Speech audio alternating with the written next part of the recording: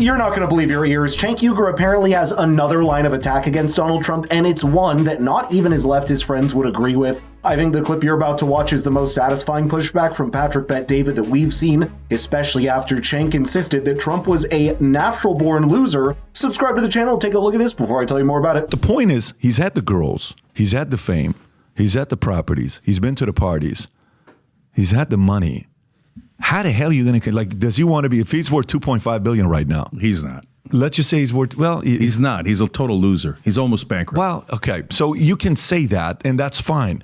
But you can't say he's a loser. But total loser. But if you say he's bankrupt, you can say that can be your opinion. But the last 60 years, or the last 50 years, proves you wrong. Okay. It doesn't. It proves me wrong. 15 years Apprentice was number one. How the hell are you that entertaining to be number one for 15 years, right?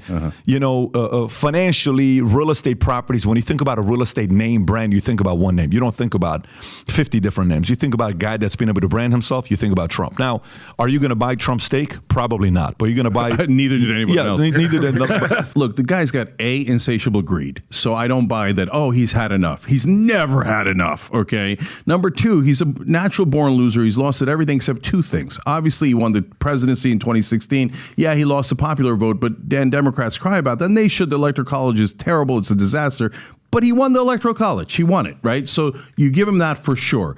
And he's great at marketing. Just blah, blah, blah, Trump, Trump, Trump, Trump, Trump, Trump, Trump. And Democrats don't get it. They're such knuckleheads. They're like, if we have an accomplishment, we should whisper about it on NPR. No, you should scream at the top of your lungs like Trump does. But having said that, bankrupt 6 times, got clowned in 2020, and he's been crying about it ever since, like a little spoiled brat.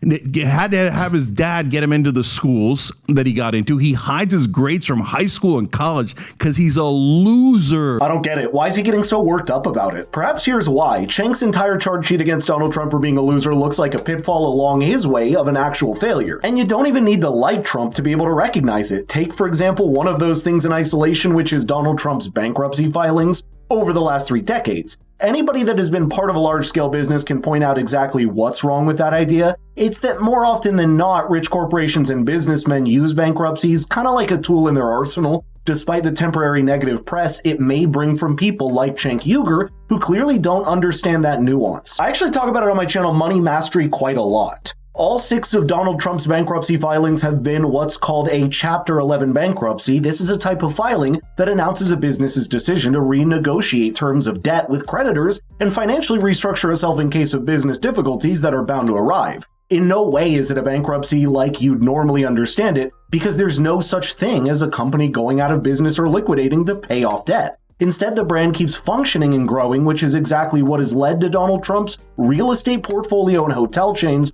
growing into the billions. And here's what should reveal Cenk's needless animosity, which is making the assertion that Donald Trump isn't even worth the billions of dollars he claims. Not only is that false on its face, but his net worth has actually risen this past year as a result of Truth Social going public and growing into a market cap of over $3 billion, of which he owns 90%. Even Forbes puts his net worth at $3.8 billion, but Cenk was not done yet because he had an even more absurd catch-all justification for the idea that Donald Trump is a loser, not just someone he disagrees with. If you want to say Trump is entertaining, I don't disagree with you. Yeah. That's what I'm saying. He's pretty good at marketing, right? And he says these terrible things, but people laugh, right? And I get it. And you know his giant strength that people don't talk about, and no one in mainstream media acknowledges this, he doesn't look fake. I think he's a con man, and he's been a con man his whole life, but he looks authentic because he doesn't go off a prompter. And you think, well, that's a real guy. He's saying crazy crap that nobody else would say. And all the other politicians look like actors. They're robots. They come out like Pete Buttigieg came out from a factory. Everybody knows that, right? Yeah. Gavin Newsom, but also DeSantis and McConnell. They're all robots. They come in, I will do this. I have been told by my donors this is great policy, right? And so he has the feelings of authenticity. But if you look at his records, like you said, great in real estate, he's awful in real estate. In Atlantic City, he built 3 casinos. Everybody said, you're going to cannibalize it, you moron, your own business. And you know, one of his top assistants says he just likes his name in lights. So he'd like to see Trump in Atlantic City, and he bankrupted all three because he sucks at business. You think you're good in business? Yes. You think you're good in business? Yes. Jank. Yes. Seriously. 100%. Okay. That was harsh from PBD, but let's take apart the idea that the Trump brand is all built off the back of his marketing. Even if that were true, any businessman will tell you that marketing is more than half the job. Building a product that's sitting in a warehouse is the easy part. Making people want it so much that they pay for it is hard. And in the case of Donald Trump, how long can that singular excuse hold up when you draw a line from his real estate ventures, the books, TV shows, the presidency, and then leading the opposition party for 4 years? The ability to sell yourself is exactly the business that Cenk Uygur himself is in with his media work, and you'd imagine he'd at least give Trump that credit for being a good salesperson, if nothing else. In business, you know, do you have a perfect record with business? No. Do I have a perfect record with business? No. Nobody does. Yeah. Nobody does. But, you know, has Trump taken it to certain levels that his dad didn't take it? Yeah, that's not easy to do. His dad wasn't as famous as this guy got. It's a very hard work to do that. There's a lot of kids that are spoiled kids from a rich father who don't do shit with the money, and they become crack addicts and they become drug addicts.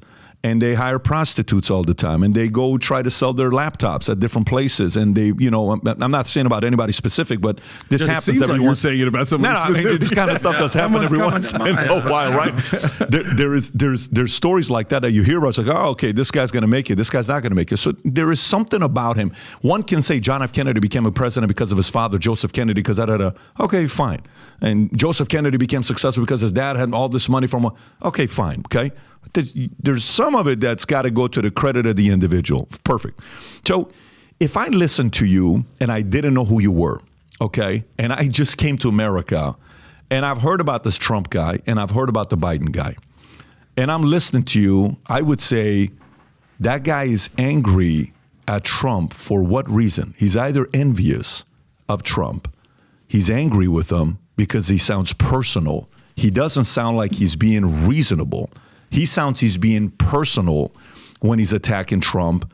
And I think he loses credibility a little bit for taking the angle that he does. This conversation almost feels suffocating because there's really nothing that Cenk is willing to concede. Sure, Donald Trump's dad may have just set things up for him nicely, but the fact that over 70% of wealthy families lose their fortunes by the second generation should tell you how difficult it is to forge discipline and work ethic in a wealthy household where the fear of failure isn't as great. And not just that, perhaps anyone that resonates with millions of people can't just be brushed aside that easily, because that just means you're missing out on the reason why he's such an enigma for his base. A loser in the true sense is someone that loses at every task he puts his hand to. He's someone with a weak mindset where he'd rather just sulk in a corner upon failure rather than push forward regardless. Despite all of his other ills, Donald Trump is not that guy, and unless Cenk is happy to use that as a pejorative to throw around, that word doesn't really mean anything.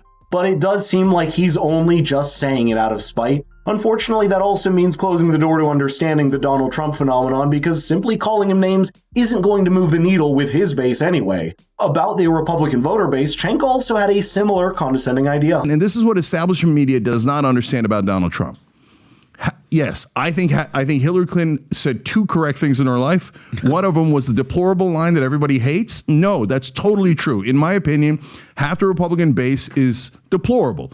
And I think they are racist, bigots, sexist, etc. We could talk half, easily half. Okay, but the other half, that's 40 million people in America. Absolutely, You believe that? 100%. We could debate it. Okay, but hold on. Let me get to the other 40 million. Okay, the other 36 million or so that voted for Trump. No, they're just angry that the establishment is screwing them, and they don't know how they're getting screwed. That's exactly what Charlie Kirk said. Right, and that's they're scorned. And they hate mainstream media, and they're right, because mainstream media is a factory of lies. Can you really take him seriously anymore? Half the Republican base is racist. That would lead to a very different America than the one Cenk lives in right now, and it's regrettable that this blatant dismissal of an entire electorate would come from someone that claims to champion democratic values. All in all, this conversation was a sad but unsurprising window into how shallow Cenk Uygur's political takes are, and that means there's really very little ground that you can gain when debating someone like this. Let me know in the comments what you think, because I think he's still going to be a prominent voice on the left for many years to come.